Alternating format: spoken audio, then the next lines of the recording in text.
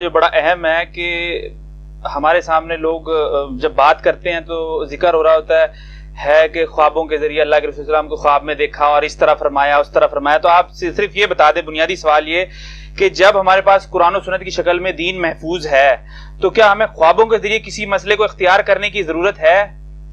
دیکھیں جی, یہ خوابوں کے اوپر جو یہ بیان کر رہے ہوتے ہیں, پہلے تو میرا اس کے اوپر بڑا ڈیٹیل لیکچر ہے, مسئلہ نمبر 6B, خواب کشف اور الہام کے اوپر. خوابوں کے اوپر تو یہ خود کو نہیں چل رہے ہیں. کیا جو طاہر القادری صاحب نے خواب بیان کیا تھا وہ دیوبندیوں نے مان لیا؟ نبی علیہ السلام کے ریفرنس سے بیان کیا. اس وقت ان کو حدیثیں یاد آئی کہ میری شکل میں شیطان نہیں آ سکتا, بخاری مسلم. وہ تو حدیث کی شرح ہی غلط کرتے ہیں, یہ شرح کرتے ہیں. اور ایون بریلویوں نے خود نہیں مانا وہ خواب. طارق جمیل صاحب نے جو جنید جمشید صاحب کے بارے میں خواب بیان کیا ہے کہ بزرگوں نے کہا جی نبی علیہ السلام فرمایا جنید ہمارے پاس پہنچ گیا ہے, تو کیا بریلویوں نے مان لیا خواب؟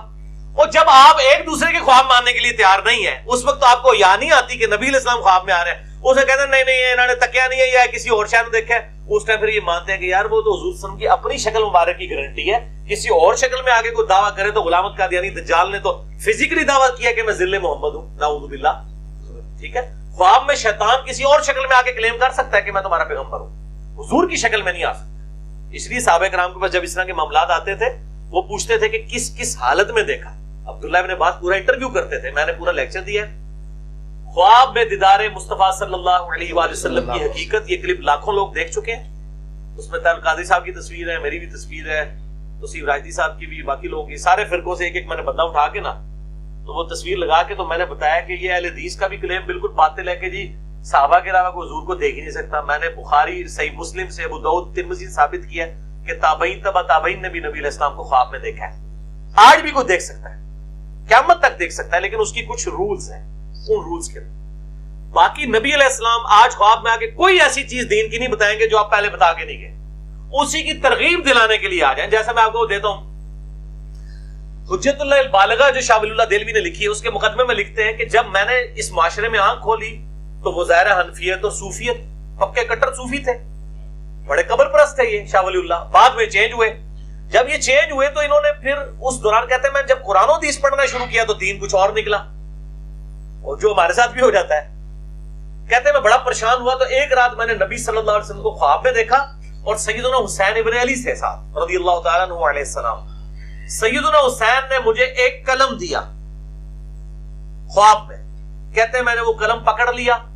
شکر انہوں نے یہ نہیں کہا کہ میں اٹھا تھا میرے سراڑے پہ آسی, ایڈی انہوں نے بھی یاد سی کہ یہ سارا جھوٹ ہی ہوتا ہے, نہیں ہوتا. وہ اشارہ تو ہوتا ہے آپ مجھے خواب میں دیکھیں تو آپ مجھے صبح فون کریں, مجھے نہیں پتا ہوگا میں آپ کے خواب کے اندر آیا ہوں. یہ محکمہ یہ لگ گئی, اللہ تعالیٰ دکھا رہا ہوتا ہے. جو آ رہا ہوتا ہے نا اس کو نہیں پتا ہوتا کہ میں خواب میں گیا ہوں فلاں کے, وہ اللہ دکھا رہا ہوتا ہے اس کو. ورنہ مجھے تو پتا ہوتا جب آپ کے خواب میں آؤں یا آپ میرے خواب میں آئے تو نہیں پتا ہوتا. تو یہ ایک محکمہ ہے, اللہ تعالیٰ نے ایک یعنی امیجز کی فارم میں چیزیں دکھائی جاتی ہیں. تو شاہ ولی اللہ دہلوی کہتے ہیں کہ جو سیدنا حسین نے مجھے قلم دیا نا, اس سے میں نے اس کی تعبیر یہ لی کہ مجھے خود لکھنا چاہیے جو میں نے حق سمجھا ہے. پھر انہوں نے حجت اللہ البالغہ لکھی, عرب و عجم میں مشہور ہوئی. ایک وہ وقت تھا شاہ ولی اللہ کہتے تھے حنفیت کے علاوہ سب کانٹیننٹ کے لیے کوئی اور فقہ سوٹیبل ہی نہیں ہے.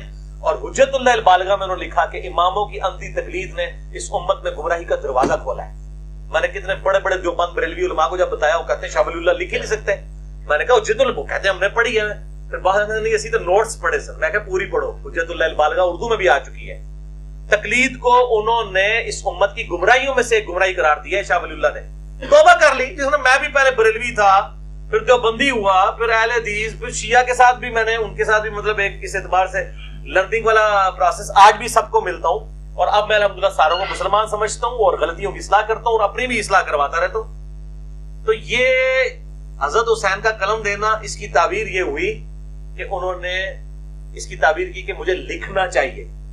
اور حق بات, کیونکہ حضرت حسین بھی حق کے لیے اکیلے ہی کھڑے ہو گئے تھے نا, اس میں کوئی بھی ان کے ساتھ نہیں تھا.